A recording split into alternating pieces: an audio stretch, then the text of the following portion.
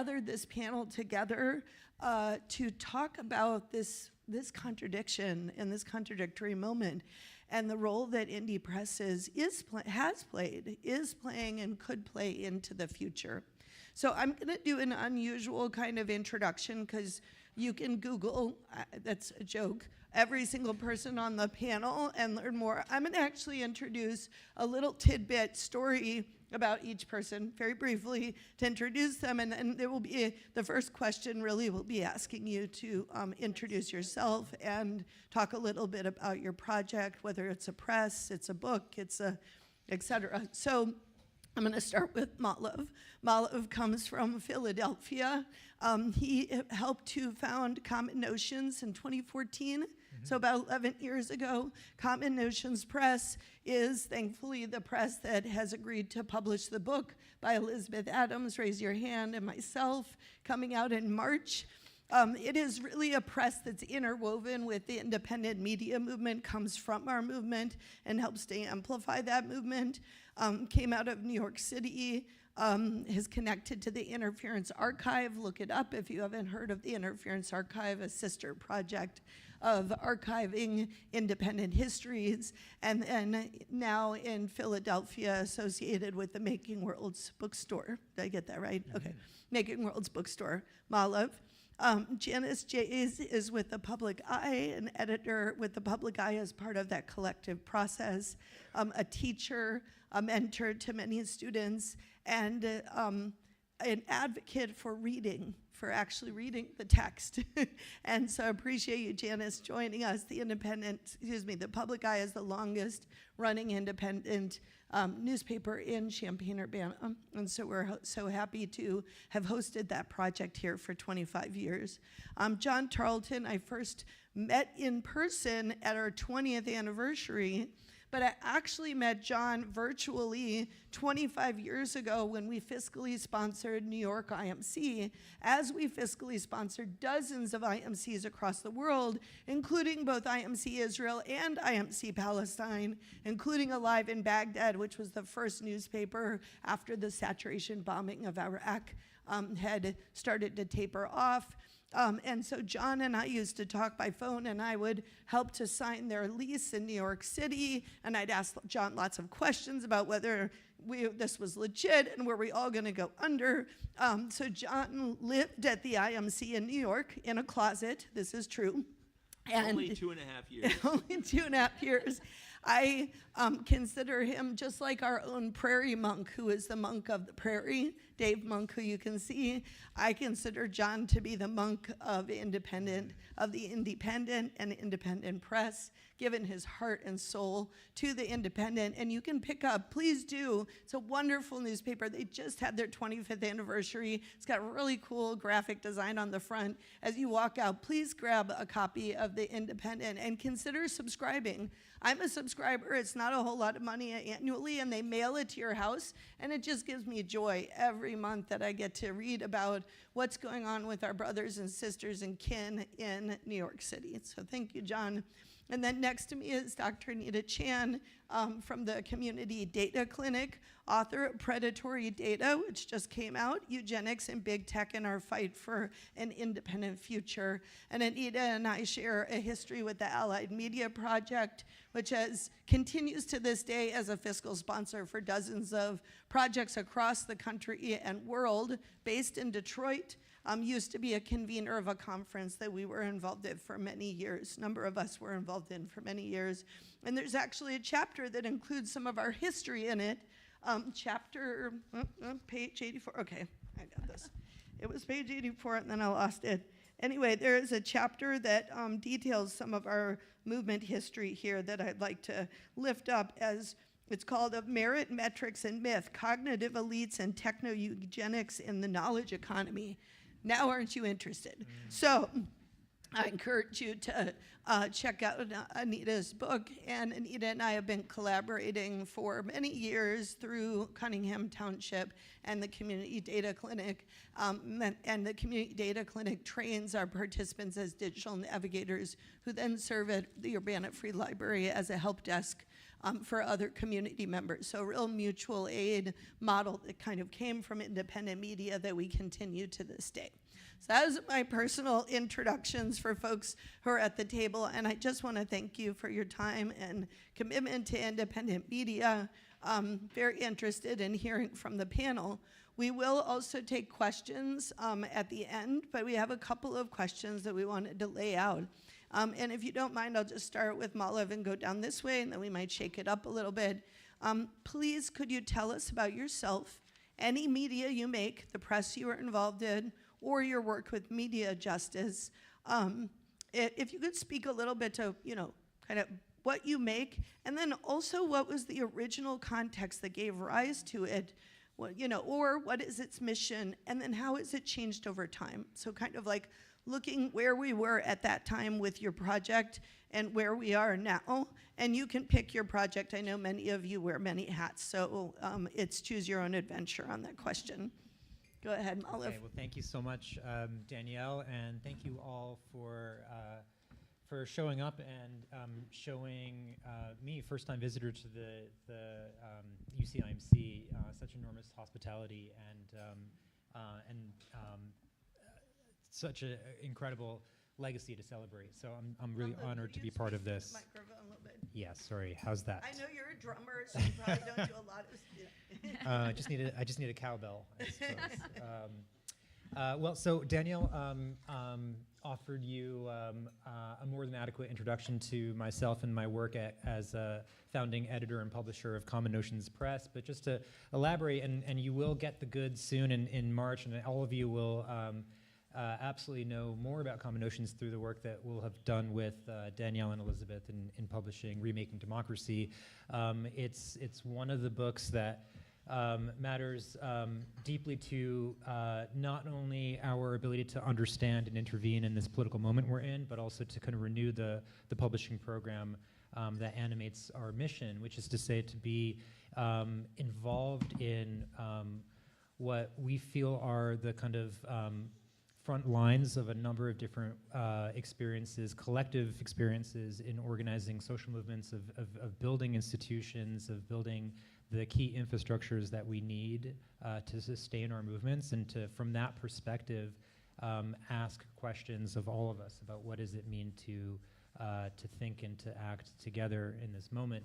And that is really the kind of collective spirit that animates our publishing work. We want to not only amplify the writers and the voices and the visions of people who come from and carry the sort of legacies of social struggles and social movements, but we want to help translate those into wider audiences and to do some of the work of helping map where are our experiences landing, not just individually, the different ways that we carry experiences of indignity and exploitation and harm and violence, so much of which is meant to be metabolized individually in ways that we know are increasingly harmful not only to ourselves but to our communities, but rather to think through what does it mean to be a change agent together, and to connect the dots on that. So there's a kind of cartography to our publishing program. There are far more of us than we are able to see, and I think the media work that this moment requires is that ability to be in kind of panoramic relation with each other. This isn't a new idea. Common Notions Press is a little over 10 years old, I think, at this point. It still feels like a kind of new project, but in some ways it's always constantly renewing itself. But it comes from a much longer history, and this IMC is very much part of that history as well. So part of this, I think, was for us a kind of challenge or a sense of responsibility of inheriting previous media activist histories, and to think through what we can do with our own time and our own inheritance. And so that kind of call that comes out of the really the Zapatistas, and the Zapatistas figure so importantly into, I think, so many of our kind of long media activist histories.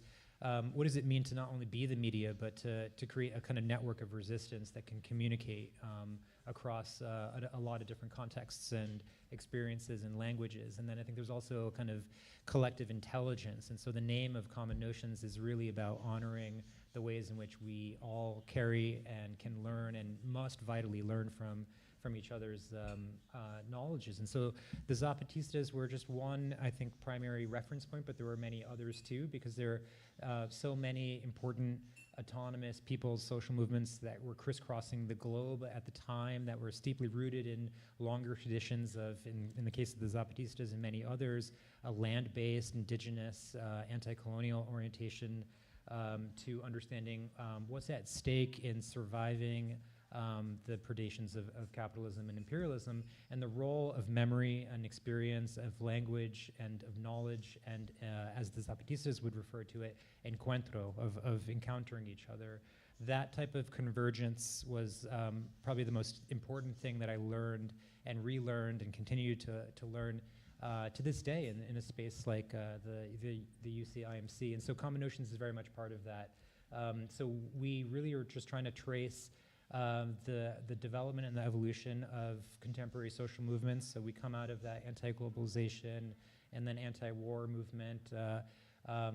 As Danielle mentioned, we were based, and I was based in New York City, in Brooklyn, and more recently in Philadelphia, and in the spaces between. And so very much rooted in the social struggles of those places, and the housing struggles there, the migrant justice struggles, and the student movements there, but also the kind of the global dimensions of those things. And certainly from the end of the 90s to the early 2000s, into the evolution of a whole number of social movements that were kind of arrayed in the moment of the financial crisis in 2009 or so. I think those were kind of key moments for us.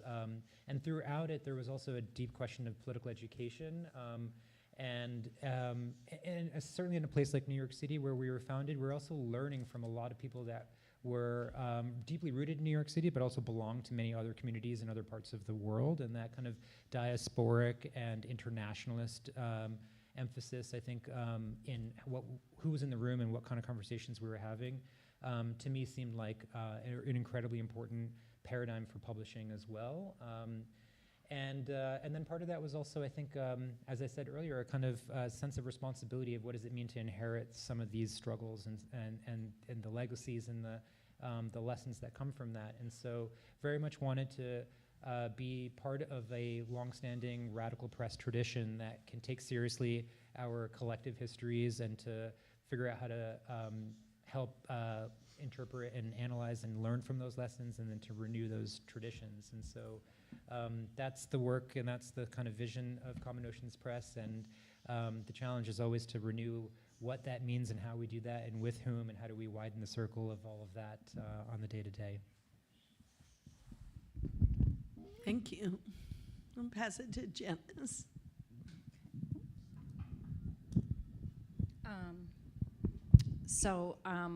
I know most of you out there. I'm Janice Jays. I'm on the editorial collective of The Public Eye, and I feel sort of humble about talking about that because I was not there at the time The Public Eye was founded, and a lot of people in the room here know far more about the birth of that independent media center here and The Public Eye. I didn't move to the community for until about 15 years ago. The Public Eye, so I'm going to talk more about, I guess, my experience with The Public Eye. I had not participated in something like this before. I had actually done like a little bit of writing occasionally, some places that went off, but I never had the sense of being part of a creation that was seeking to give a voice to community members who may not have had that kind of voice, or to perspectives that weren't getting enough attention.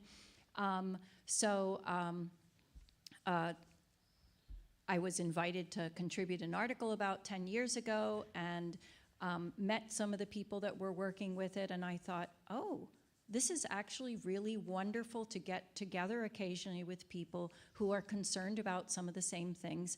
And I think, so for me, it was sort of physically getting together as editors, but I think that is the role that the newspaper provides in the community, is a space for people to kind of get together and share ideas. And I found that something which was really necessary for myself as a historian and academic, and it was a good antidote to the sense that things we were writing in academia were not actually communicating with anyone. And so to be involved someplace where my dentist, that's my favorite example, my dentist is like looking in my mouth and he's like, I saw the article you wrote about Yemen and that made me think. And I'm like, great. So, you know, but the other part of it, besides for me being able to feel that there was a reason to, you know, be doing some of the writing, there was a way to, I think that a newspaper that can provide a place for that in a community is really good. But I've also, probably the better part of my experience with the public eye has been inviting people to contribute, because I love that when I have, you know, any place where I'm either dropping off papers or maybe at the farmer's market or at events like last night, and I'm talking with somebody and I say, well, do you have something that you would like to write about, or do you have something you would like to see in here? And you can see for many people, they sort of like suddenly think of themselves differently as someone who has a right to share their ideas. And a lot of times people can be very hesitant. They're like, well, I don't really write. And I was like, well, do you tell people about what you're thinking? You know, is there a way we can do this? And so I think over the years, and certainly before I was at the public eye, it has served as a place for people to gain the confidence in sharing their ideas with a community. And I think that that has helped them in their later careers, sometimes as writers, sometimes in other areas, sometimes people in the university that are working on a topic that does have social justice implications, but they're not finding that that is the academic publishing market is the place to really be pushing the way they're thinking about their particular project. So I just think it's been great to be a part of something and to be able to share that with people and see that kind of light go on in their eyes, that they should have the right to participate in community discussions in this way. So. Thank you. All right. Thank you, Janice. It sounds like it echo a few things I'm going to touch on. So again, Danielle. Move the mic just a little closer to yourself.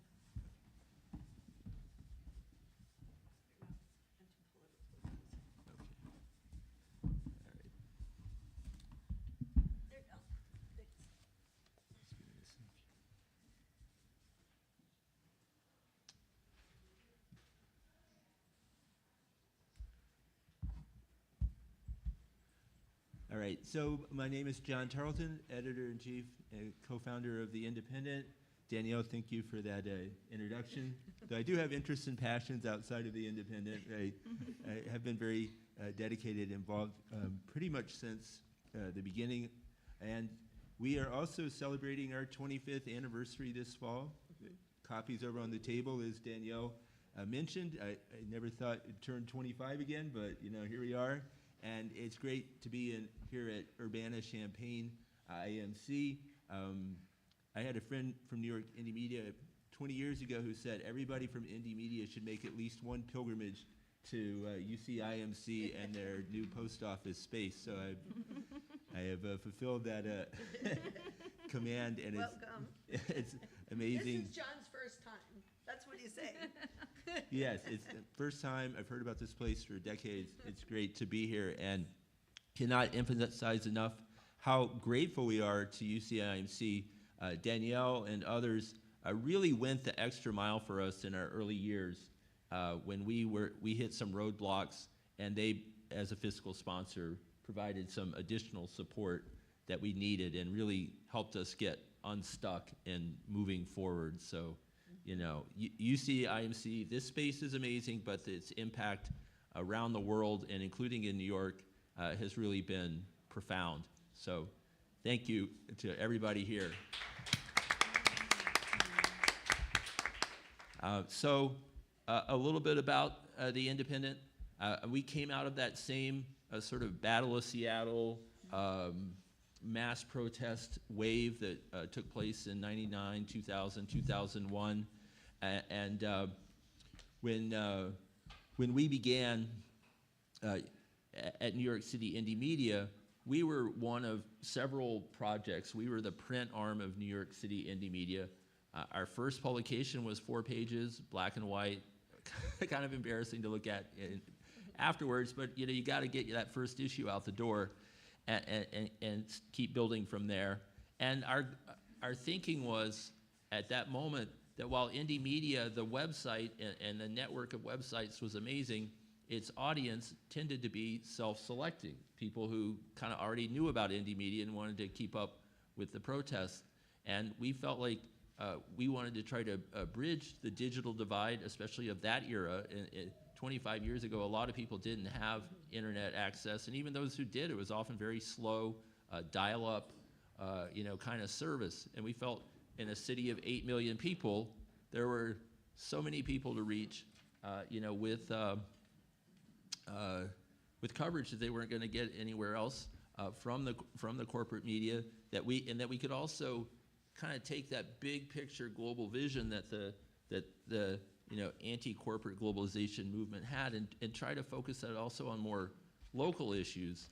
I mean, immigrant rights, labor rights, police brutality, public education, on down the line. There were local iterations of that we could help explore and inform people about.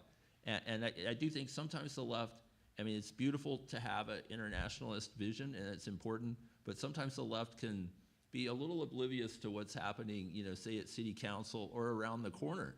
And that's where a lot of people experience politics. And systemic injustice is right where they are. Yeah. And when the left can't speak to that in a coherent or thoughtful way, you lose a lot of people that might be prone to agree with where you're coming from. So we wanted to speak to that.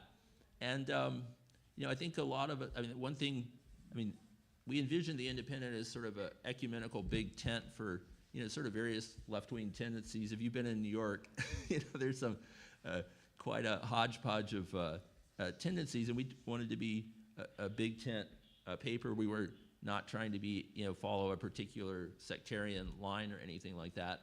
But one thing, I think we all agreed on was the shortcomings of the corporate media. And I remember a line from an address that Subcomandante Marcos of the Zapatistas gave at a media conference in the late 90s, where he sort of sent a video from film somewhere in the jungle of Chiapas. And he had this line about how the giant media conglomerates seek to reproduce the world in their own image. And that's what we're up against. And one of the ways they do that is sort of with this fake objectivity, where their bias is toward the status quo. So they make it, like, oh, we're normal and you guys are like activists. When they're often activists for the status quo, never more than when we've seen in the genocide against Gaza, and it's their support for Israel. But we were skeptical about the objectivity. And the story of the woman who really helped launch the paper, her name was Anna Noguera. She recruited me and others to join her. A couple years earlier, she had been a student journalist at a SUNY campus north of the city. She had been the editor of her school paper, and the faculty advisor was a big fan of hers and was like, I'm going to help you have a great career in journalism. I'm going to get you an internship at the Wall Street Journal, where I used to work. Kid, you've got it made. Except Anna started publishing stories the campus administration didn't like, including ones about how the administration was covering up sexual assaults on campus because they didn't want to scare away the, potential students. And her advisor ultimately took her aside and was like, you're not going to get that internship, and you don't have a future in the media because you don't understand the way the world works. So there's kind of corporate media telling on itself. And of course, Anna, she went to the A16 IMF World Bank protests and came back from that after encountering Indie Media with a vision. And again, we all would connect in the coming months and launch this project. And one of the things in New York, that I realized, and I was very new to the city, and one of the things I did was help start distributing the paper, not just editing and writing. And we put the paper out. Back then, there could be 5 or 10 other papers, And the thing is, in media, there's a constant competition for people's eyeballs and attention, and you have to deliver a quality product. It's not enough to just have a good idea or good intentions. You really have to deliver something.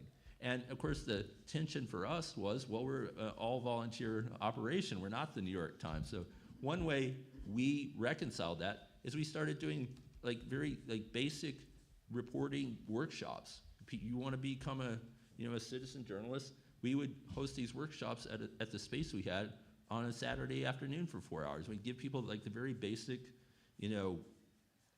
skills, and then invite them to come to our Tuesday night meetings and get involved in the paper. But our idea was to level up our skills so we could continue to provide the best possible, product we could, and that we also had debates like, oh, is it okay to edit out bad grammar or this and that? And we eventually said yes for the same reason. I mean, there were people who were literally like, that's like you're erasing authenticity if you correct people's mistakes. So we had to kind of work our way through all that, and we ultimately consistently came down on the side like, let's be the best we can, while also giving people the skills and support who are not professional journalists to be able to also participate and grow. And we've had hundreds of volunteers come through.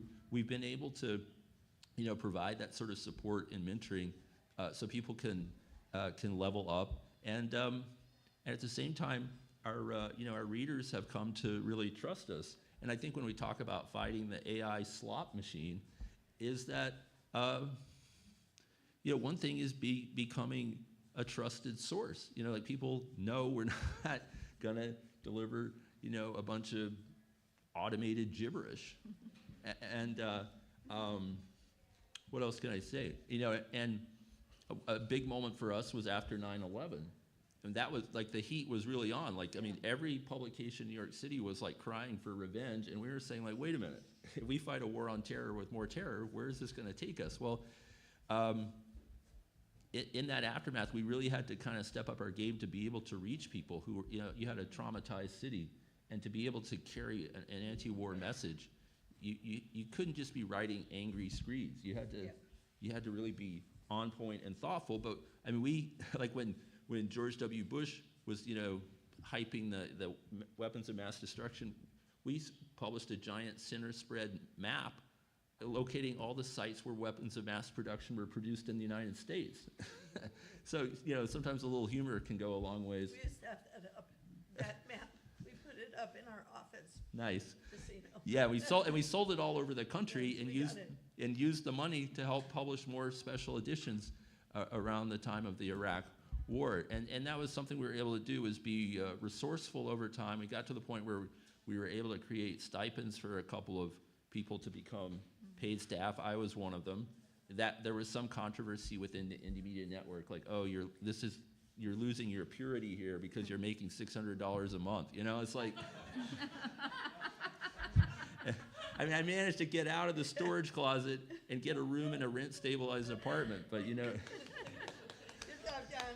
But some people thought that was it was somehow suspect. Not our friends here at Urbana-Champaign. So those were some of the tensions, and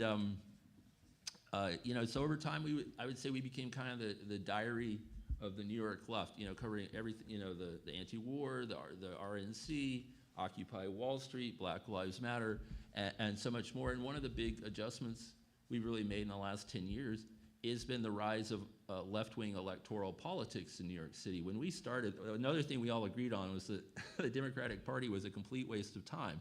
And then we've seen, really since Bernie's first presidential run, and we really have a large and dynamic DSA chapter in New York City, we've seen leftists getting elected to significant positions of power. AOC, we were the first publication in the world to put AOC on our cover in the spring of 2018, when she was still largely unknown.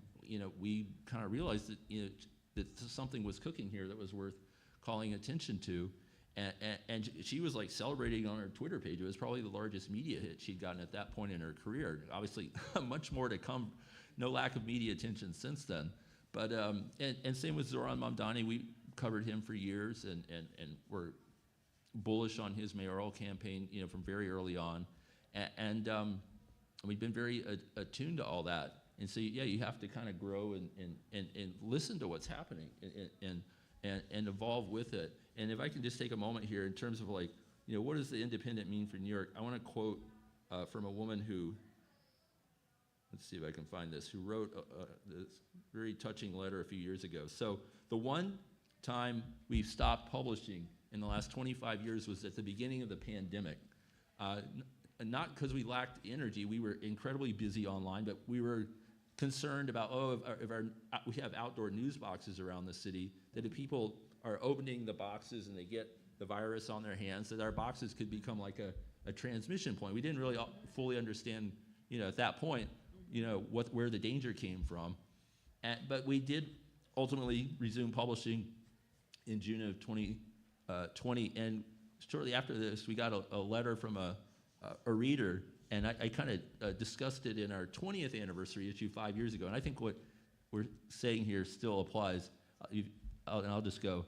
As Priscilla Falia was driving through the desolate, boarded-up streets of Lower Manhattan one night a couple of weeks after the George Floyd uprising swept across New York City, she saw something that made her pull over.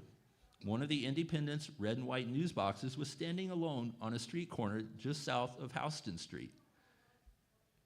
Falia didn't expect to find anything. We had switched to publishing exclusively online at the height of the pandemic, with daily reports on nearly every facet of a sprawling, fast-moving story. Nonetheless, Falia later wrote us, quote, "I just had to stop and pay homage by touching the box and opening the little door. Then she got a jolt, a stack of brand new indies. Featuring Black Lives Matter coverage on the cover filled the box. Quote, I nearly jumped out of my sandals," she added in her neat handwritten script. "I was so happy I had to take extra copies for friends, 2 of which will be mailed to North Carolina." The Independent was launched 20 years ago, now 25. It was a conspiracy of hope. Our goal was to reach tens of thousands of everyday New Yorkers like Priscilla Falia, who hungered for an alternative source of news and analysis that challenged the conventional wisdom of a corporate-dominated society and brought back stories of resistance from the streets of New York City and the far corners of the world.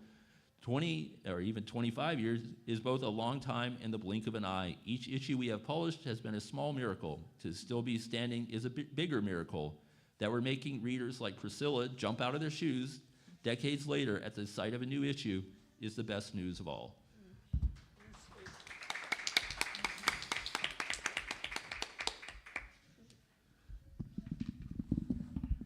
Such a pleasure to get to be here on this panel and to share the afternoon with everyone. I'm Anita Chan. I'm a professor in information sciences at the School of Information Sciences at the University of Illinois in Urbana-Champaign, so right here in our community. I've been here for over 15 years, and I think the thing that I wanted to address has to do in part with why I wrote the book, Predatory Data, on Eugenics in Big Tech.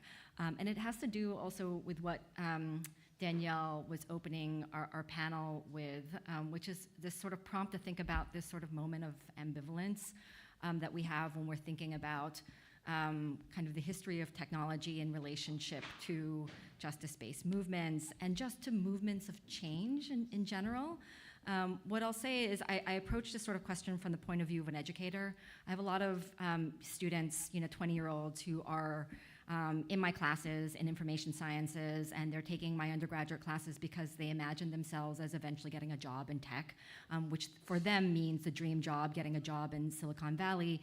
And that dream job, is in quotes. They feel really ambivalent about this thing. I think a lot of us obviously feel very ambivalent about this thing.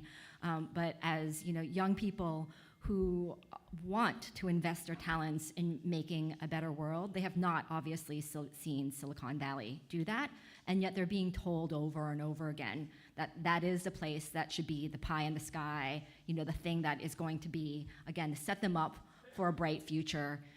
et cetera. And they recognize how thin that promise is, and they are looking and hungry for other kinds of solutions. And they're also really hungry for a kind of explanation for how we got here, why it is that they're still given this mantra to this day. I mean, it's not deeply unstabilized at campuses like the University of Illinois, which is an R1 STEM forward institution, top CS program, top IS information sciences program, et cetera. Lots of our graduates go on to work in Silicon Valley. I think the metrics are that we are the #1 campus that sends, just in terms of pure numbers, the top campus that graduates engineers that go on to work in Silicon Valley. And so this is a deeply, again, the conversation that we're having on our campus is a special one, but at the same time it resonates and echoes across many, many other spaces and campuses, and especially this generation. And part of why I wrote this predatory data on eugenics and big tech was to sort of respond to this ambivalence that I see my undergraduates having, right? Again, like, how do we get to this moment? And I tell them essentially that, it's not a hidden kind of secret, but it is in history, and they're not being taught that history. And I sort of remind them that, in fact, the history of data sciences is not so much one of the kind of heroic boy geniuses working in garages as little tech geeks, sort of working out what technological revolution will look like. Or sometimes they're given the version of not so much industry vanguards, but instead that notion of all the AI scientists came together at the Dartmouth conference, and this is where the seeds of an AI economy were birthed. I remind them, in fact, that it was actually even generations earlier, and that at the very least it dates back to late 19th century datification movements around eugenics. And I remind them that, in fact, eugenics was really the sort of seed of the surveillance economy and the datification economy. Really, one might argue, as I do in the book, that it was the first modern information movement where, in fact, the datification of marginalized populations was really thought of as a kind of, was not just sort of a movement among researchers, but was thought of as a thing that if we could collect enough data on the unfit populations, we would essentially unlock a kind of model and secret to being able to essentially model, but then also predict what kinds of future societies, formulas to help us create more perfect societies. This is where our sort of eugenics, the kind of tie between eugenics and datification comes from. That eugenic researchers, the first data scientist that I argue for in the book, is Francis Galton, the man who seeded as the cousin of Darwin in the late 19th century, eugenics, again, as a movement to datify the unfit, with the notion that if we could just collect enough data on the unfit populations, essentially what he argued we would be able to prove, and what eugenic researchers alongside him also believe that they would be able to prove, is that the data would show that genius and talent concentrated more in the well-born, and that unfitness, things like disability, criminality, alcoholism, and even things like penchant for dissent. Dissent was thought of as a thing that would essentially an expression of mental instability. Right, exactly. Right, precisely. But all of those, and things that would essentially mean that those populations were more expensive for society to support. The idea being from the get-go that eugenicists believed that some populations were born to be a burden on others. That there were some populations, and we could predict, this is the whole dream of eugenics, that we could predict which populations would be part of that better born, more productive class, right? Already from the get-go, ready to be wealthier, readier to be more genius activated, and that others would be ones that essentially would take more expenses from society to control their criminality, alcoholism, disability, all the rest of it, right? And from the get-go, from his earliest publications from the 1860s, he would write, there is abundant data to demonstrate this. And so from the get-go, from that point on in his career, essentially he became obsessed with developing tools and various methods, including statistical regression, which is linear regression, which is the mode of essentially the methodology that young data scientists are still taught today in order to build out predictive models. So what we see on our social media feeds, and in a sense also even what AI models generate for us, all of that is indebted in one way or another to these predictive models that at their root essentially are indebted to linear regression and statistical regression models. Galton was the root of all that, and he developed these methods, not just statistical regression, but composite portraiture. He had even a small invisible handheld counter that he would take into various neighborhoods in London to basically count populations because he was obsessed with counting everything. He decided at one point that he was going to create a beauty map of London. And so he would go into various neighborhoods in London, the rich and the poor, essentially standing on different corners, recognizing he was creepy in doing so, right? Because he kept it hidden in his pocket with his little pinpricker, and would essentially count the number of beautiful women, quote unquote, that he saw in various neighborhoods, again to try and demonstrate and prove his model that, that the well-born concentrated more a version of fitness, physical, mental, and moral, and that the poor, right, had discorrelation around that, uncorrelations around that. In any case, he ended up, he was not a fringe. Galton and his fellow eugenicists were not by any means a fringe movement. When my undergraduates hear the word eugenics, they sort of have to search a little bit to like even try and remember like what is this thing? Again, they have no notion that in fact the thing that they are being taught to essentially be the secret to get them into their whatever dream, quote unquote, dream job is a thing that is indebted in fact to seeding whole movements and essentially dreamscapes, utopias that are built on segregation, stratification, and extermination, really, at the end of the day. And not just that, it wasn't a fringe movement. Galton got his own lab, his own endowed lab, and his own journal, Biometrica, at the University College London. I mean, the most esteemed institutions, again, in the Western world. And that really eugenics, if anything, in the US, was not just was very far from a kind of fringe movement. It was very much by the turn of the century, by the beginning of the 20th century, a sort of who's who's. There were Supreme Court judges, founders of the first president of Stanford University was a well-known eugenicist, David Starr Jordan, who was hired, who had already made his reputation as a eugenicist at the University of Indiana, helping to seed the first laws and advocacy for sterilization laws of the unfit that ended up getting passed in over 30 states in the US by the 1920s. The US was not by any means an example of fringe movement of eugenics. We were really the exemplar. And it was precisely because of the US and its demographics around immigration and pluralism that eugenicists especially were hell-bent on trying to get the US to be a kind of model for how to manage pluralism, tamp down on democracy, and essentially reprogram society and advocate, remake policy to essentially privilege the well-born. Our whole immigration policy was reshaped at the turn of the century, not just with the first immigration bans that the world had ever seen with the 1875 and 1883 Chinese Exclusion Acts, that let's remember, if some of us might remember the 1875 and 1883 Chinese Exclusion Acts, that some of us might have even been taught that we got those essentially through competition of labor, right? That it was labor that ended up getting stirred up to try and lobby against the bringing in of Chinese men as cheap labor, especially on the West Coast. The first Immigration Exclusion Act that we ever got was not about Chinese men. It applied to Chinese women, the 1875 Page Act, right? The Chinese women were not competing for labor.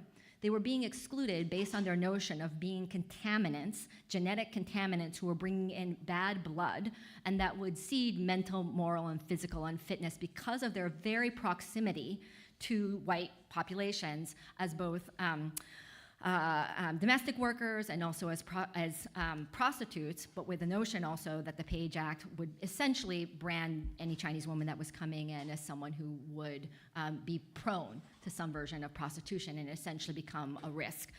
It expanded by 1883 to also include Chinese men, of course, and by 1917 and 1924 Exclusion Acts that is, applied to much broader populations that included Southern and Eastern European populations as well as Jewish populations, but that were all essentially outcomes of eugenic propaganda and eugenic lobbying, essentially to ensure that immigration was not, as eugenicists argued, bringing in immigrants who had higher population, had higher proclivities, according to studies of eugenicists that were literally the front page of the New York Times at the time, Henry Goddard, where he would argue that 80% of US immigrants that were coming in through Ellis Island were mentally unfit and feeble-minded.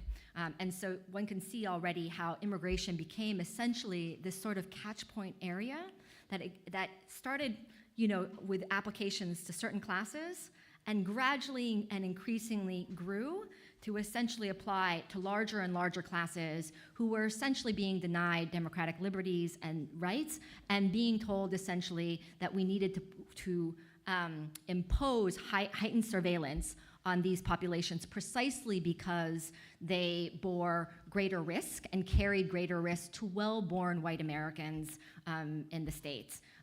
So all this is just to say that this is not a history that my undergraduate students are taught. From the very beginning, just to say that an important thing to also remember is not just that eugenicists were from the very get-go the seed of our surveillance economy. They were our original data scientists, but that they were also deeply, and I think it's obviously suggestive in my comments, but deeply, deeply hateful of democratic policies. They essentially imagined democracy as a kind of scourge on society, that democracies essentially enabled resources that should only be filtered to the fit and to the well-born. They were wasting them by essentially enabling populations that would never amount to anything to essentially get the same rights, resources, and liberties as the well-born. How dare they?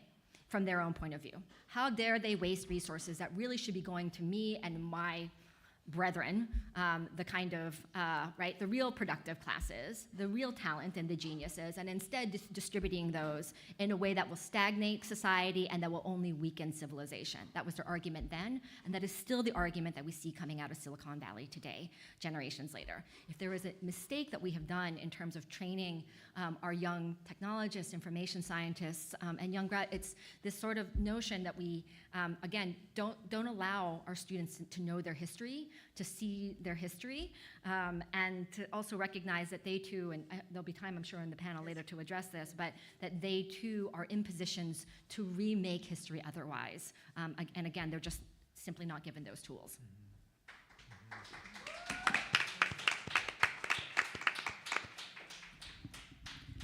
Thank you so much. I love the history lessons in this, and I just want to say this is one of those, when Trump 1.0 happened to us, there's a lot of questions I was receiving about what do we do, and a lot of reactivity, which I totally understand, and it was a time in many ways to act. And when we started our book, Remaking Democracy, it really was a response to that question. It just happened to take 7 years to write a book to do that, but also because it is both a time to act and very much a time to reflect. So there are certain resistant, we have to be in the streets, we have to show solidarity so that people do not shrink. We have to take care of one another. There's also this moment where it's really important to look at our histories. And John, you talked about being kind of like the history of the left in New York, and I think the public eye has been that in so many ways. In writing the book, I ended up Googling and searching, DuckDuckGoing, where's my partner? She's converted to DuckDuckGo. You should DuckDuckGo, I'm gonna use that term, DuckDuckGoing to find bits of history in our local history, and I could only find those histories in the public eye.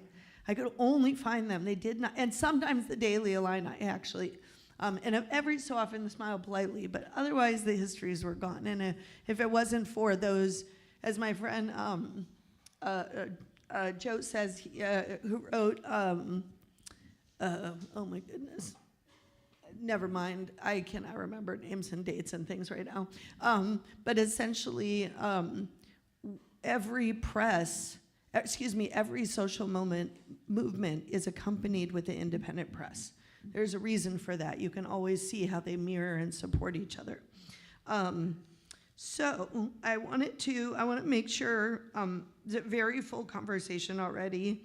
I want to make sure that there's some time for the audience to ask questions. So I'm going to ask only one other question that's more future focused. We kind of like situated our histories, which I really appreciate, and kind of provided some deep analysis. So I want to ask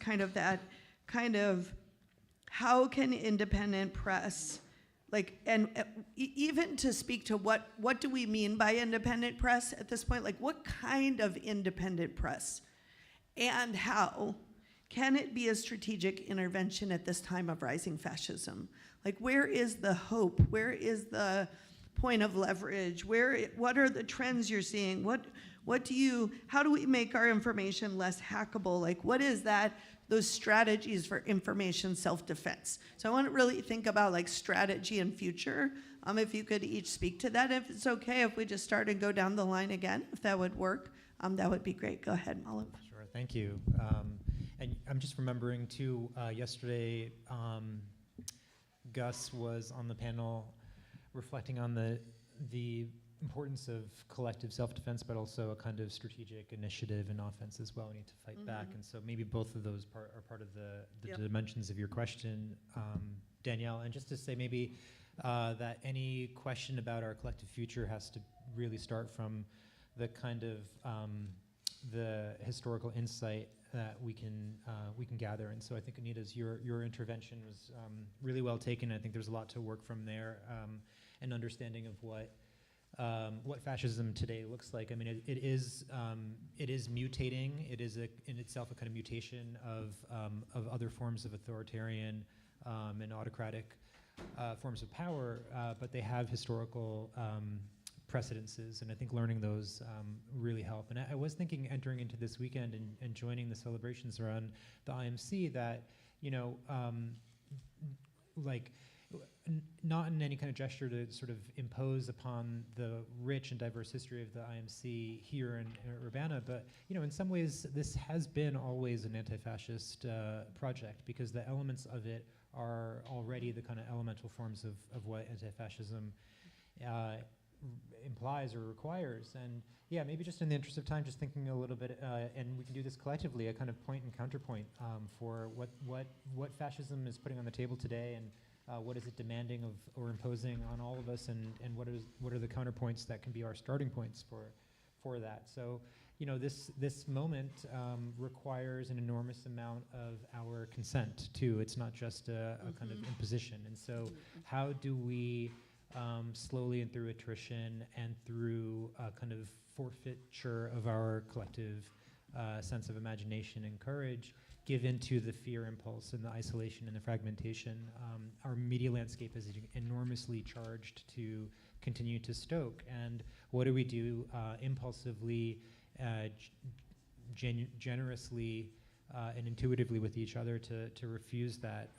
The project is steeped in stealing our capacity to exercise our own forms of power, to discover what we can do together. Our anti-fascist media histories and our collective projects are counterpositioned in a long experiment in what does it mean to organize directly to democratic organizations, and to experiment with those, to find the limits of those things and to push beyond those, and through deliberation and analysis and strategy. I think those are the kind of tools that are in our toolbox that matter enormously in this moment. And I think ultimately all of this depends on a kind of rule of experts, and a kind of, again, a kind of deferral of our own sense of collective intelligence and sensibility. And Janice, as you said, and John, you as well, I mean, there are ways that we can activate each other and encourage each other's protagonism. And I think those are always going to be longstanding forms of anti-fascist political power that's very ordinary, that's very much within all of our hands. So yeah, I'd say that's kind of, for me, the crux of the matter. What can we do to learn and deliberate? There is, there's two forms of power at odds with each other in this moment, and ours is much, much more imaginative and much more inclusive, and I think ultimately much more hopeful. the other side doesn't have a vision for the society, right? That's It doesn't have a place for any of us, and its annihilationist or eliminationist logics, I think, are really a kind of infinite regress. There's not a kind of project that they're building around. So we certainly have a lot arrayed against us, but just think of all the forms of life that we give expression to on the everyday. That form of care, I think, is an important part of the anti-fascist tradition in this moment as well. Thank you. Thank you.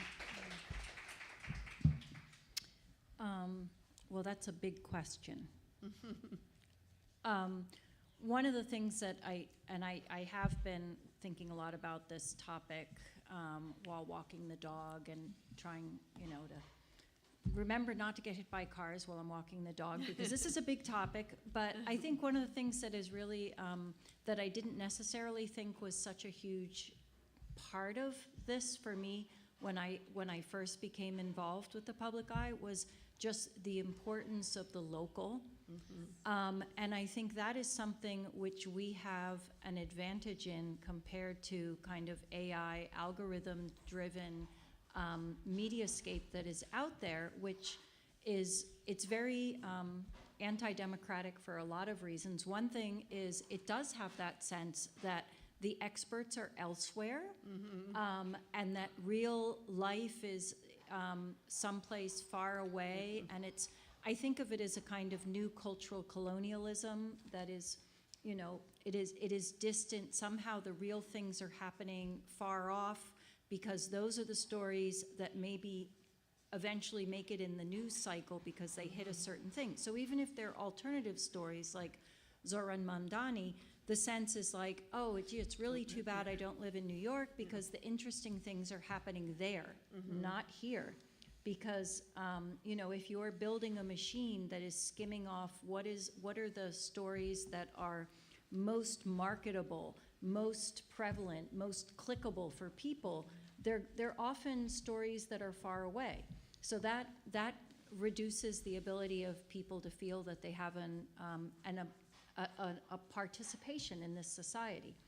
I also think that the other thing that is part of that machine is, I liked that phrase that John used, that the tech kind of industry are activists for the status quo.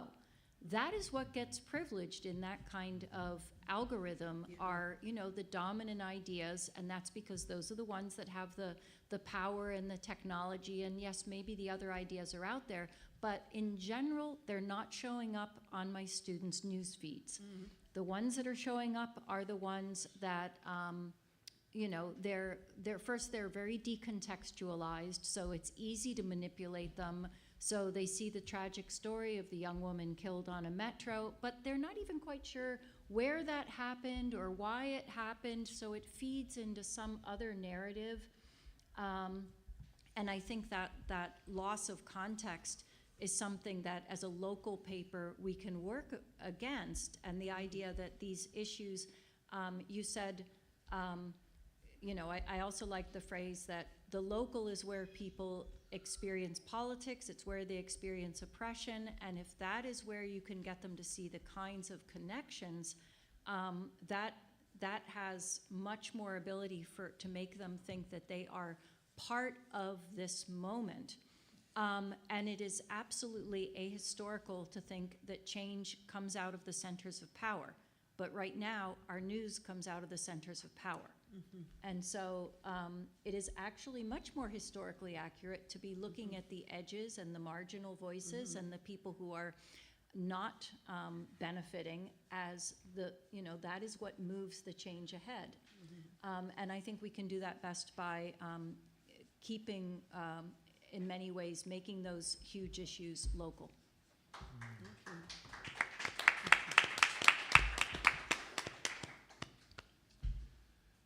Okay, so how we can intervene in this moment, I think was the question. Yeah, strategies for intervention and also visions for the future. Okay, So I think strategies for intervention, I think in some way we will continue to do some of the things we've done best over the years. In New York, one thing we've been able to do, I mean, we do try to speak both to, activists as well as people that are kind of outside of activist world that maybe like left curious or just wondering why the world works the way it does. So we try to speak to both of those audiences. But for our more, dedicated activists and organizer types, we provide this service of providing a snapshot of what's happening across the city. A lot of people get in silos either around a certain issue or in their neighborhood or borough. So we're able to convey what's happening across this huge city of 9 million people and give the people a sense of the interconnection of what they're doing. And also understand, I had an anti-fracking activist who's done wonderful work in that area over the years tell me one time, like, I had no idea what the deal was with charter schools and why people opposed them until I read the Indypendent, and it helped me make the connections. It's another form of privatization of public resources. So I think we'll certainly try to continue to do that. I think I've had people say before that the Indy makes it feel like our movements, like that we all exist as like a movement, not just a scattershot collection of groups working on their own. So we're certainly going to try to continue that. And I think we have been able to create a sense of an indie community that's not only the many hundreds of people that have come through our doors and worked on the paper, but for all the people who read the paper, support the paper. I mean, we're talking, in that sense, tens of thousands of people across the city. So, to continue to provide a sense of being a part of a community of people that believe in justice, that believe a better world is possible. And I think that's something important to sustain in this time when there's so much social atomization that's only the AI and things like that are only just trying to accelerate. And then I think another thing we've always tried to do, we not only provide information, reporting is on the ground. Reporting has always been key, information analysis, but also we really try to give people a sense of their own agency. That hey, you can get involved too. What you do matters, and we have our events calendar and all of that. But also in different articles, you can come away with a sense of like, oh wow, people are doing things. Like ordinary people like me are doing things and making things happen. I could do that too, and I think that's important because if you're, we really try to avoid just being like doomers. That's the easiest thing to do right now, is to be a doomer, and then for our particular moment in New York, we are going to have our first left-wing mayor in almost a century, almost certainly starting on January 1st. The election is next Tuesday, not this Tuesday, but the following Tuesday, and it's very, very likely that Zohran Mamdani is going to win. Yeah, it's going to, and I mean, this is going to create a whole new dynamic for our coverage, because whereas City Hall before has been controlled by, neoliberals and billionaires, at least on paper, we're going to have an administration that was brought into power by social movements and hopefully continue to be responsive. And we have a couple of articles in our upcoming November issue about housing organizing, where people are pushing back against their slumlords. Previously, City Hall would give you the back of your hand, but now it might be tougher times for the slumlords, and every reason in the world for tenant groups to start getting organized and to be pushing their issues, and that goes across a whole spectrum of issues. So we're going to, definitely continue to push that. And just, one last note, when we think, well, yeah, the Zohran Mamdani thing, it's a faraway thing, et cetera. I went to this event in Chicago in the summer of 2016. After Bernie's campaign ended, the National Nurses Union put on this giant national conference, Bernie stock, as some people called it. And the whole discussion there was like, oh, how could we bring the political revolution back to our hometowns and run people for office. And it was all very inspiring, and I heard people from different places being like, we're going to do this, we're going to do that. I remember sitting in a little circle with Larry Kramer who was like an activist lawyer in Philadelphia who became the district attorney the next year. And I came back to New York. I was like, wow, what's gonna happen here? Back then we had our primaries in September. I was like, like what kind of, stories are we gonna cover? Of all the congressional, legislative primaries, I mean, you're talking about dozens and dozens in New York. There was only one contested primary that whole cycle. It was like being an office holder was just a lifetime sinecure until you were ready to either move up or move on. And that has so dramatically changed, but it's because people decided to make it change. And in particular, we have a very large and dynamic DSA chapter in New York, and beyond any particular position they ever took, the thing that really struck me about them is they were super committed to doing door-to-door canvassing and just going to talk to people and talk to them at the doors, see what their interests were, and try to move them toward supporting socialist candidates. And they won some races, they lost some races, and I remember the corporate media, in recent years, a lot of the socialist candidates lost over like defund the police hype and propaganda, but the whole time they were still building their organization, gathering information on where their supporters were. So when Zoran started, he had this enormous floor to work from that the corporate media didn't understand. And so anyway, all of that was the product of people at a very granular level going out and talking to their neighbors and getting organized and acting strategically. So while it seems like a big New York story, and it is, it's also a story that can be replicated almost anywhere in America. Awesome. Thank you. Then our last speaker, Anita, to the same question, and then hoping to have about 10 minutes at the end to have questions from the audience and answers. And I'm going to ask Miriam if I could get your support for microphone on that piece. Okay. Yeah, so I'll just kind of give echo some of the diagnostics that the rest of the panel sort of leaned into around both localism and sort of this means to address this version of isolationism. And I write about the exhaustion that we see in the kind of current moment as a kind of monofuturist collapse. In other words, that part of what AI engines have been generating for us, and also part of the reason why we see such a kind of like almost from whether it's my 20-year-old students or from larger publics, again, just a sort of sense is this really it? Is this really it?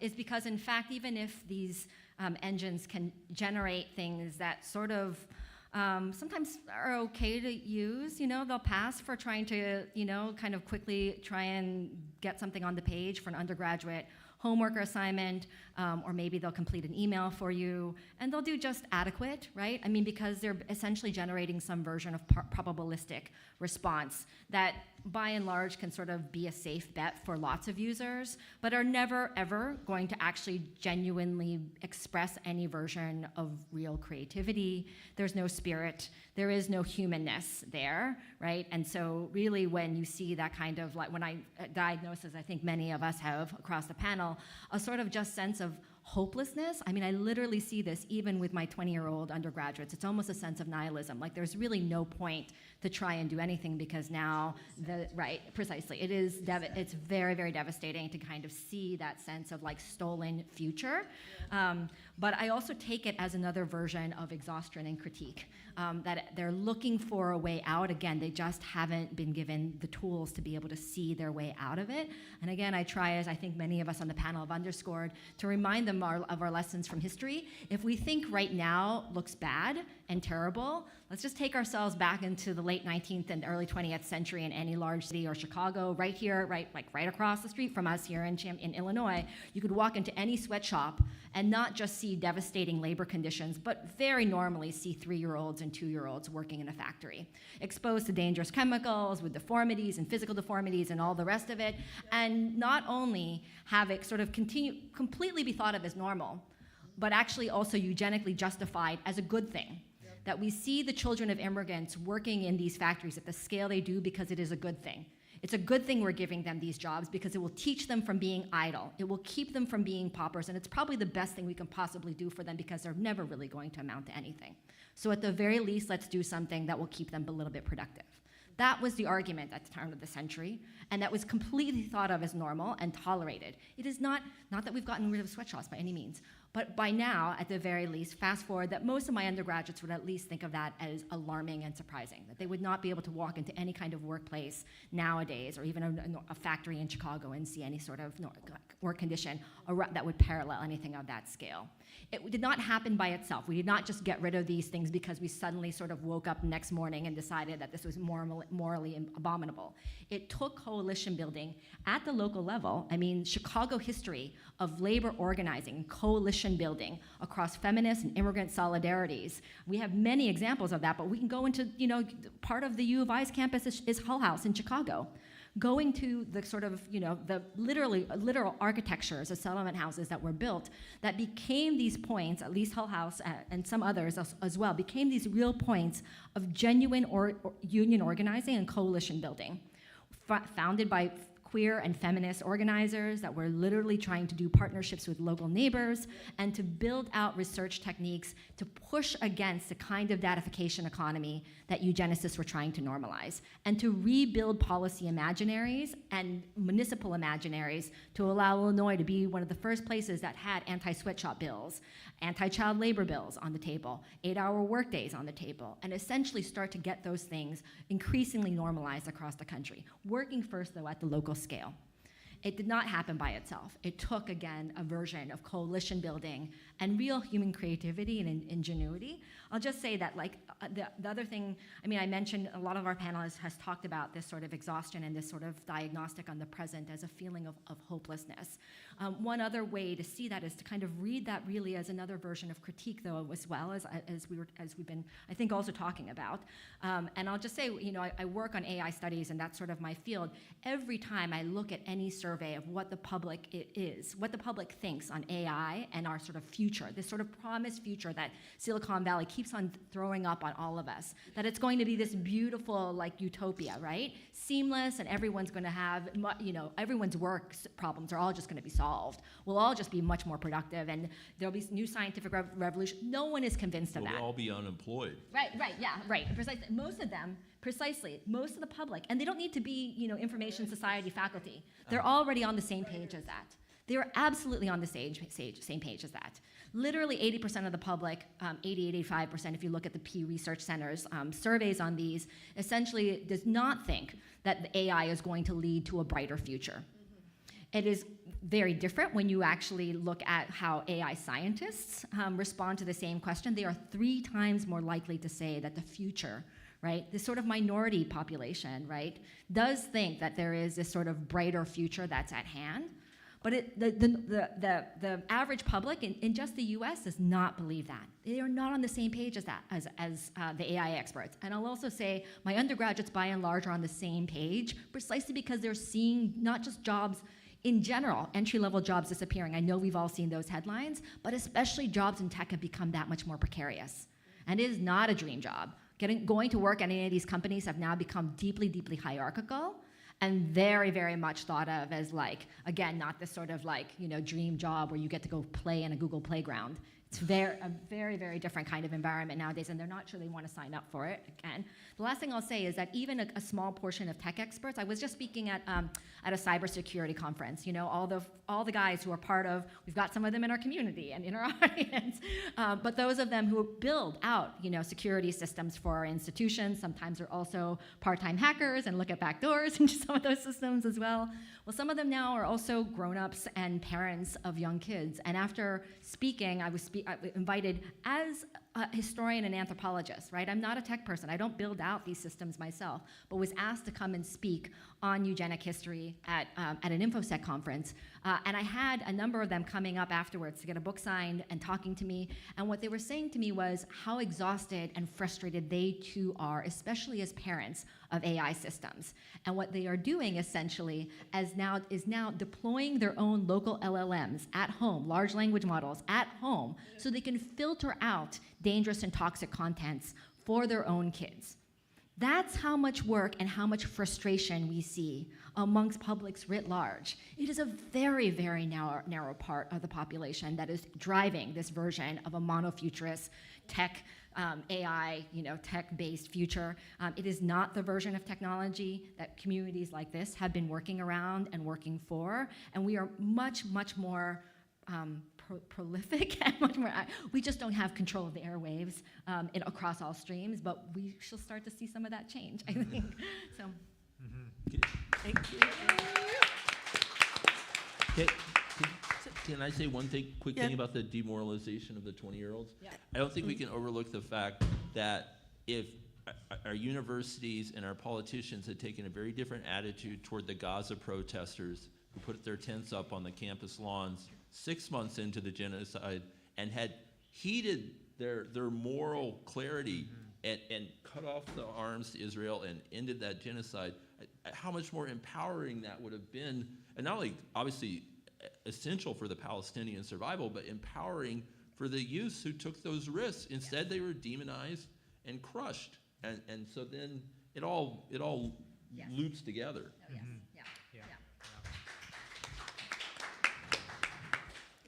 Danielle needed a little bio break, so I'm inviting questions for our panelists. And Hi, my name's Devin. First of all, thank you so much for coming and talking on this panel. It was all really fascinating. And what I kind of wanted to ask about was, I've had a lot of, I grew up in this age of social media. I mean, I had Instagram from the time I was in elementary school.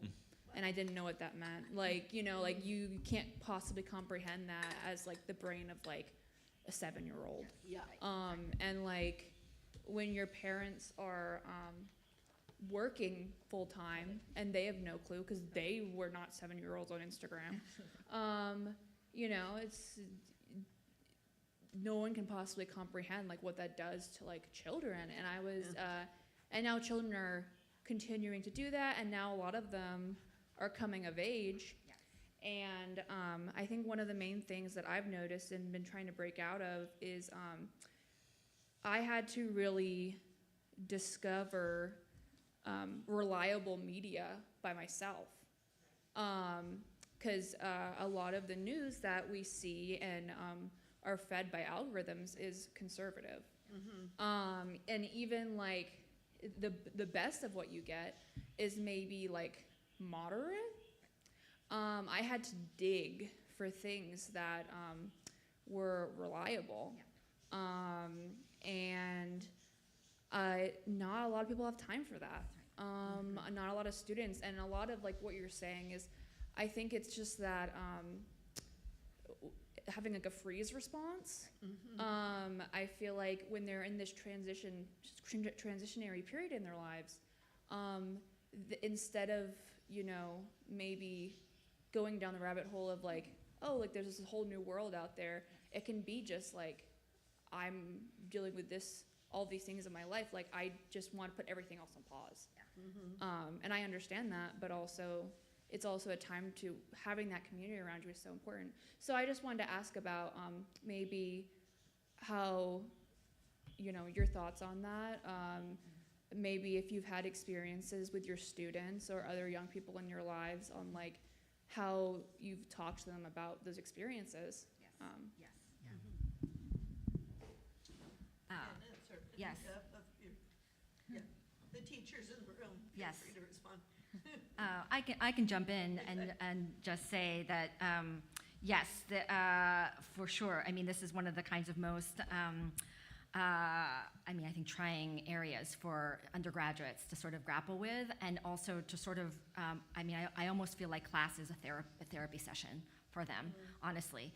And so one of the things that we are doing, and again, one of the things that I think really makes me hopeful, and I honestly do try and think about this almost like, what do I feel like my 20-year-olds need? And what is the thing that they would ask for without even knowing that that was a thing to ask for, right? Because they go into this, they don't know what the solution could be. They just know that technology as they've been given it is clearly not the thing. and they're tired of it. They don't love being surveilled. They're being told that they're the best, they know technology better than their parents do. They're supposed to be able to figure it out better and figure out how to live with this thing and like coexist with this thing in a way that will make them happy. Of course their parents are not, right? Because their parents don't know tech. They have no idea. It's the old generation. They're clueless. But they're the ones who are supposed to figure out how to be happy and to live and live productively. It's complete BS, right? It surveils them and uses them just as much as it does every other generation. And the parents of the folks who work in Silicon Valley, even the lower grade engineers, but definitely the guys who are helping to run the companies or who are at the sort of like, executive tables, they don't send their kids to schools with high cell phone use or any technology. They are going to high FaceTime Montessori schools where it's like they know exactly what it is that this is actually doing, and it's not a superpower engine for cognitive thinking. It's exactly the opposite, right? Absolutely, it is. Can I share a little good news? Yes, yes, please. A number of states, both Republican and Democratic-led, have started to ban the presence of the phones in the schools during class time. Exactly. You basically have to turn your phone in. They put it like in a little lockbox. If your parents have, if there's some emergency need, you can access your phone. But otherwise, you got to put it aside. And from what I'm hearing, the kids are starting to have like more normal social interactions and all the rest. Absolutely. And that, so it is, there is this belated awareness that this stuff is toxic, especially for kids. And it's not a red or a blue issue. It really is something that crosses a spectrum. And I'll say two other things about this. One is that, so we've got a number of those schools in Illinois that are exactly doing that as well. And we are collaborating, for my undergraduate class, we're collaborating with some K through 12 teachers that are now having to confront this issue around AI. And so they're being told, of course, that AI is different than social media, right? I mean, they're all run by the same companies. They're all using an attention-based economy and essentially feeding us any version of slop to keep people online as long as possible. But they're still being told that this is different. This is a different technology. It's like having a scientist in your back pocket. By the way, the studies definitely show that it is not like having a scientist in your back pocket. There was an MIT study that came out. I encourage folks to try and look for it. Your Brain on ChatGPT, that essentially was a study that had 3 different test groups. One that was only using analog sources to basically respond to a prompt and a series of prompts over 3 months. And there was a study group of about 60 broken up into 3 groups, as I said. One group only using analog sources, another group only using traditional internet sources, Wikipedia and whatnot, again, to respond to the prompt. And the third group to respond that used AI tools to respond to the same prompts. They tested them both with brain scans, but then also with memory. And so just asking them what they remembered from what they had written and what they had generated. And the AI using tool group was so terrible that the scientists ended up saying they were alarmed themselves, so they released the study early. So you can find an early version of the paper right now in arXiv. They released it before the end of this summer. So in July, there were reports that came out about this. They ended up saying that group ended up having cognitive debt. It was as if like they had lost some version of memory, right? The second group that was using AI, traditional internet tools and using some version of agency and energy to be able to essentially compose their responses, did okay. The group that did the best was the one that did both in terms of like MRI scan and like what parts of the brain looked like they were being activated, but also in terms of memory retention were the ones that were using analog-based tools entirely. My students, get to see some of these things, and they're certainly fearful because again, they're not told this, right? That there's any kind of cognitive impact on them, or certainly that there could be a negative cognitive impact. It's all the same propaganda, right? That it's a superpower, it's going to make you into super productive, all the rest of it. They sort of see through it, but so we're running a collaboration right now with K through 12 teachers in Vermilion County, a high poverty county in Illinois. It mirrors some of our statistics on poverty in Champaign County. We're at 19 and 18% in Vermilion, and which is higher than Illinois and the national averages, right? Which is at 12 and 13%. So high poverty rate counties.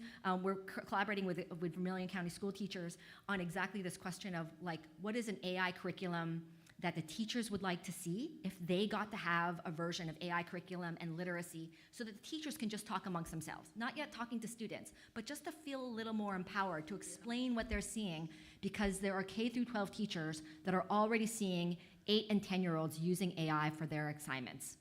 right? So if we think the story, the headline is not that college students are using it to plagiarize, the real story, and any K through 12 teacher will tell you this, that they're already using it in schools, and they're not just using it for assignments, they're obviously also will use, just like kids will do for anything. We've got 2 little toddlers at home. They exactly want to figure out how to do things that their parents tell them not to do. So exactly on those things that they're not allowed to ask questions. Yeah, exactly, right?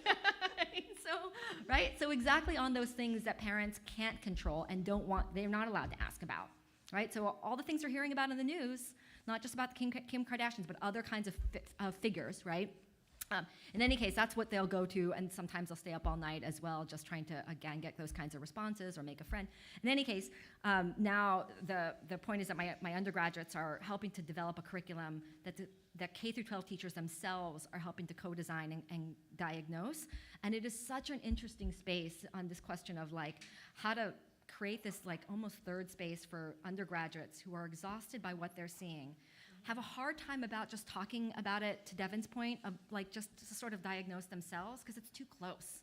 So, but something they can do is to sort of almost externalize it and to sort of describe and get to sort of diagnose what's happening more generally for young users in other K through 12 contexts. So it's very close to where they were. They just left that stage of their lives just 2 or 3 years ago, and they feel very protective about that space.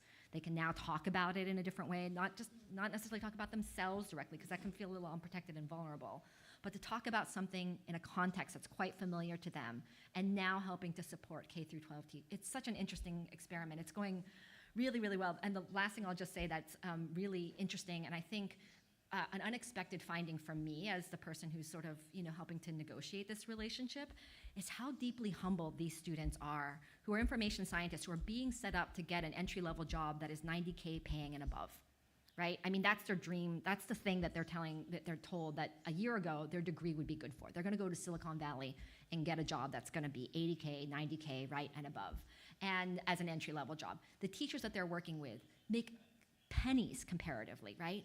And are working so hard just to make sure that their neighbors graduate. That's the game, just to get them to graduate, right? The students know it. These kids are set up, again, top degree, best information sciences program, top R1 campus, and yet when they are sitting in a room with these K through 12 teachers who make portions of what they're projected that they will be making, they are so humbled. They know that comparatively, the person sitting across from them does real work, and that what they're being trained to get to do is essentially make an advertising algorithm work better and faster. They get that. And so this question, again, back to this notion of how to break outside of this isolationism and to figure out ways. IMCs do that. We do this in our day-to-day, reminding ourselves that really is a place where some version of change is happening. And not to, I know that this group does not do that, but to remind our neighbors especially of that, right? That is really where the level of change happens. And I'm happy to report in New York, a good amount of our readers are younger people. Yes. It's a whole cross-section of people. It's not just the olds, it's the youngs too, who want to get off their screen and welcome the opportunity. Yeah. I just want to we're getting to closure. I just wanted to see if there was any other questions, the burning questions in the audience. We could take one more and then close out. Okay. But yeah, thank you so much. I guess in some ways this sort of builds off of Devin's question about media literacy, but also, whether we're teachers or historians or running news outlets, and whether it's, I guess, coming from human bad actors or AI, it obviously seems like one of the biggest issues right now is also just disinformation. And I'm wondering, on the one hand, how do we help, I guess, similarly, people navigate through media literacy, how to spot disinformation, but also as we are curators of information, if we're working in publishing, I think it also sort of touches on something that you mentioned, John, about the limits of authenticity, and when do you correct grammar? Also, how do you, I guess, curate information to make sure that it is true while still staying authentic? I'm gonna just process-wise, because I saw 3 hands go up at once.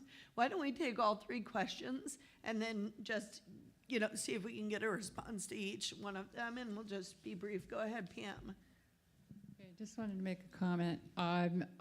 We're all getting, we have our progressive funds on Facebook or whatever, media we're using, and I'm noting more and more there's AI-generated stories being shared, and they're pretty obvious to me, but they're apparently not obvious to everybody. So somebody who I deeply respect, posted one of these, and I wrote a comment back, and I said, this is AI-generated. And then somebody responded to me.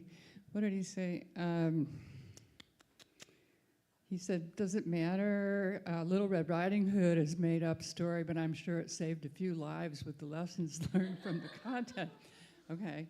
I said, yes, I think it matters. This is me. Yes, I think it matters. People are losing a grip on what's real and what's not.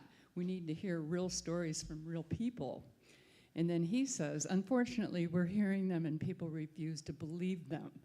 So what he's saying is we're believing the fantasy, even though it's a nice story and it's a good, feel good and it's got a moral to it, but it's still AI generated, right? So I just wanted to make that comment because it just happened yesterday. Thank you. Esther, do you have his hand up? Thank you. God bless this panel. Once again, I'd like to thank Mary, DJ BJ, and lovely Danielle. My question is this, in a hypothetical fashion. And I would like to ask this young lady, sitting right here. First question is two-part. Hypothetically, how long do you think, with AI, the inception of it coming on, how long, with given the information that she's given us, first of all, do you think hypothetically this would take place? Second of all, how will it affect the larger communities as well as this particular side of a community in the future? Great questions. Thank you for your questions. I'll open up to the panelists. It's choose your own adventure. But Go ahead, I'll John, start you with did. her question. I didn't catch your name, but so at the Independent, I mean, the discussions about whether to allow poor grammar or mistakes in the paper, those were resolved a long time ago, like 24 to 25 years ago. That ship has sailed a long time ago. But to maintain the quality, yes, the material that goes into our articles is either from original interviews or being directly on hand to observe something, or from rigorous research that the reporter can provide links for. It also helps that since we've been on the scene for a long time, I can certainly if a story is missing a component to it, it's not just the errors that can slip in, but the errors of omission. We've covered a lot of this stuff over 25 years, so we can kind of recognize when, wait a minute, this story is incomplete. We need to go back and dive into it further. So there's definitely the advantage of time and experience as well. And but thank you for the question.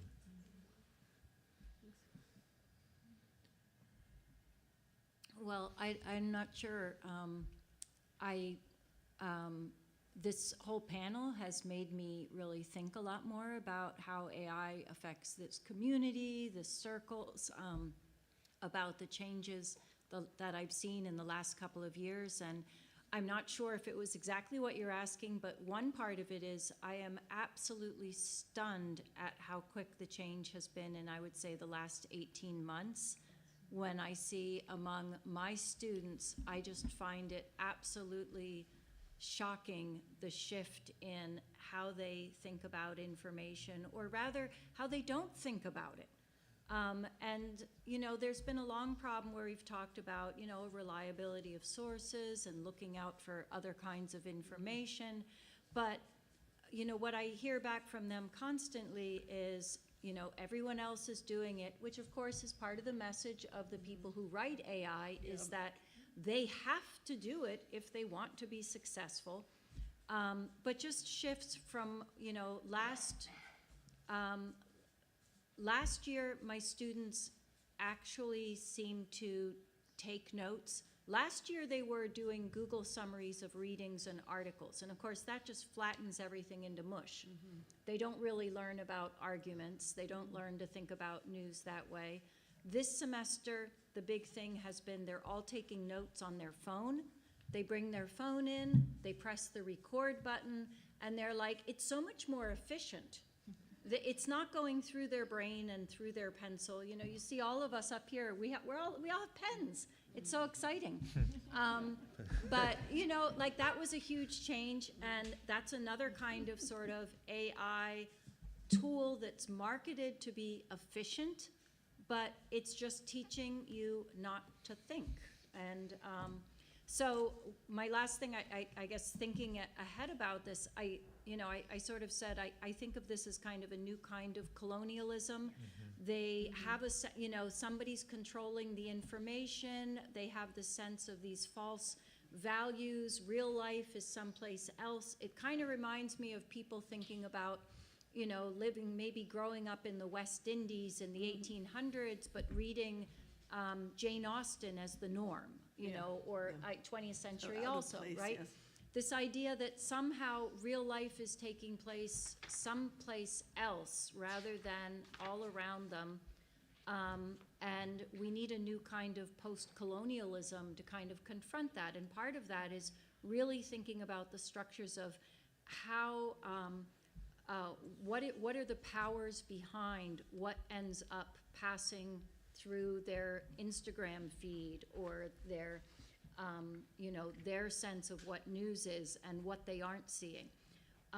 Devlin, you're right. It's hard to find those alternative sources. It's even harder to keep them in front of you when the conservative and non-progressive news items are the ones that are showing up so much more frequently. So. Was it Devin or Devlin? Devin. Devin, okay. sorry. Okay. No.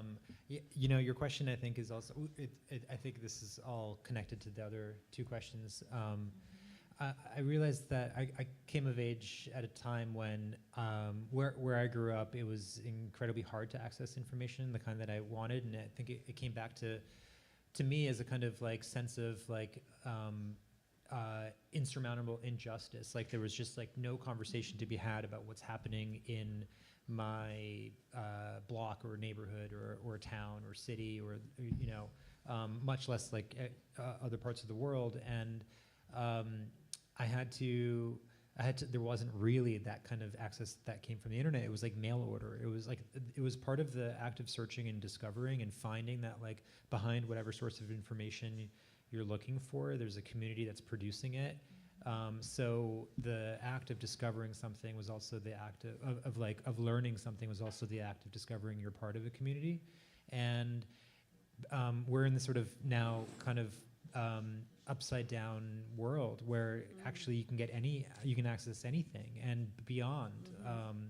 So now there's not only unlimited access, but like a complete distortion of what kind of information you're even getting. And I think nonetheless the problem is still the same, which is one of like, I think part of your question you were asking about is a bit like, what is your media diet? And I think there's no way to solve, like, although this is the kind of, Janice, you were sort of saying this too, this kind of colonial framework, I think is like the life that they're solutioning us into believing in is like a one in which there are individual solutions to all these things, and all of those solutions are different commodities that you yourself have to strive toward getting.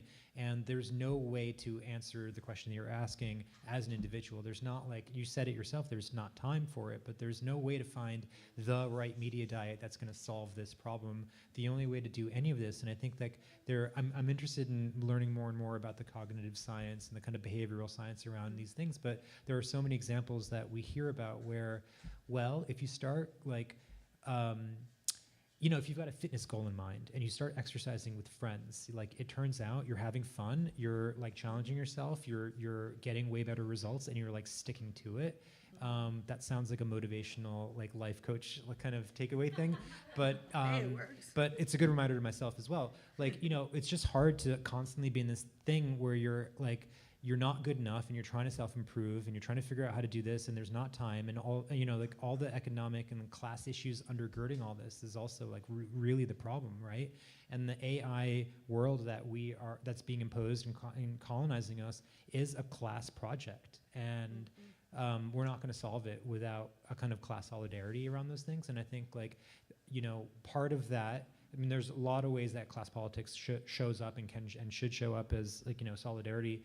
But part of this is also just like being really intentional that like your self-preservation depends on the collective that you're around, that you can gather together. And I think that media component of it is just one piece of it. But these are all different types of fights that we have to kind of figure out how to link together. And the more you're self-organizing collectives, the more perhaps also you can help your neighbors. Like this is, I mean, the ways in which the like anti-deportation work that's happening, like solidarity work that's happening around things is, I think, a good model for how we might think about media in general.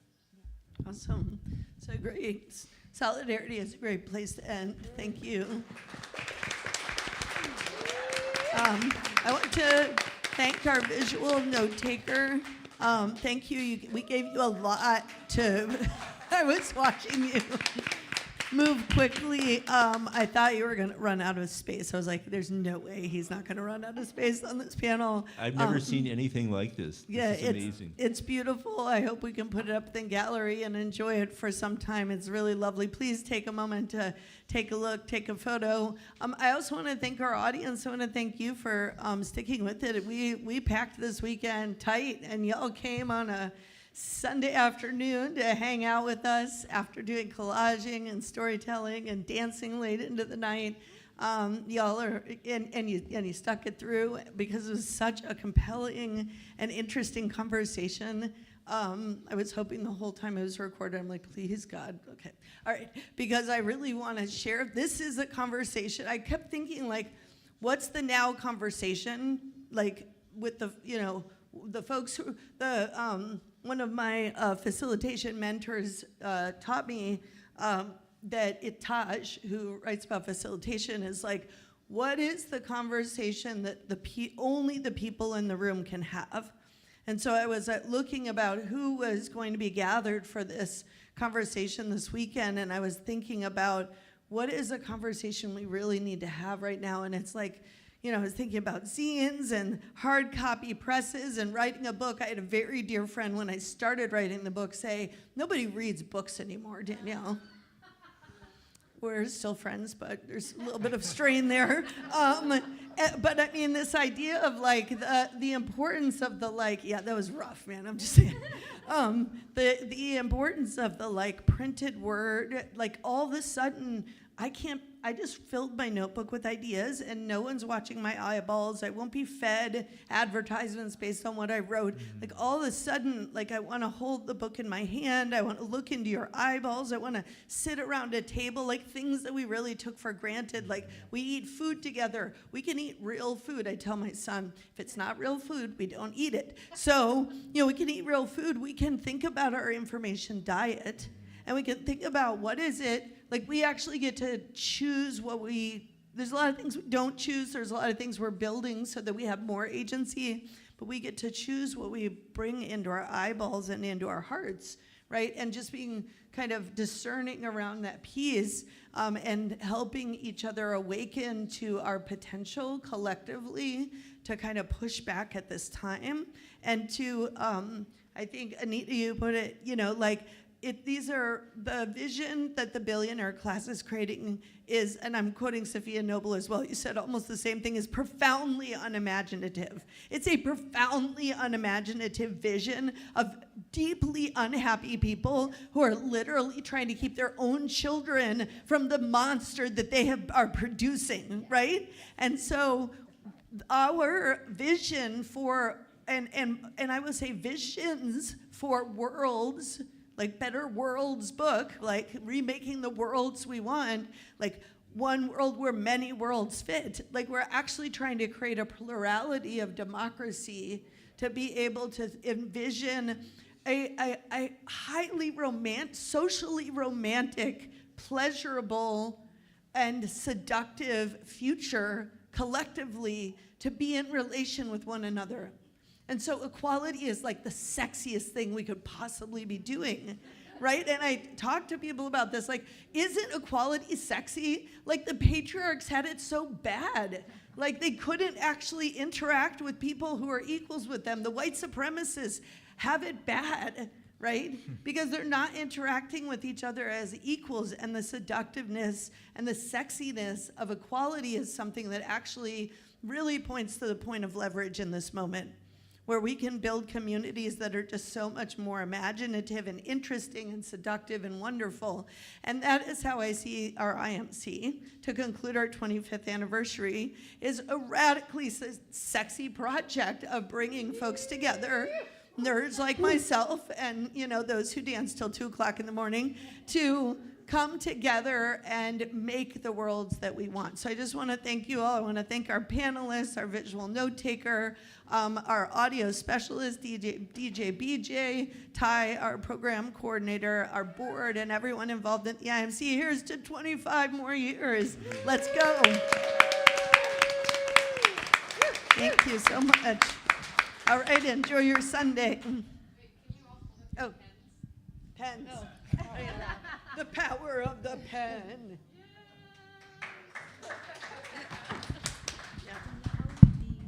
Yes. Maybe that can be your next book, Danielle, The Sexiness of Equality. It's in the book. That statement is in the book, but yes, we could have a whole thing about it. And Anita has some postcards. What do you think, Malav? Yes, let's do it. Anita has some postcards for 30% off her book, and I can't say enough good things about this book. I'm learning a lot from it. I didn't know. I studied eugenics history through Black Reconstruction, but there were so many things I didn't know that I learned from looking through this book. So these postcards will be here if you want to take them. Check out Common Notions Press, check out The Indypendent, check out Public Eye, Solidarity Forever. Thank you. Oh, and so this is the present. Are you from that area? I can, yes.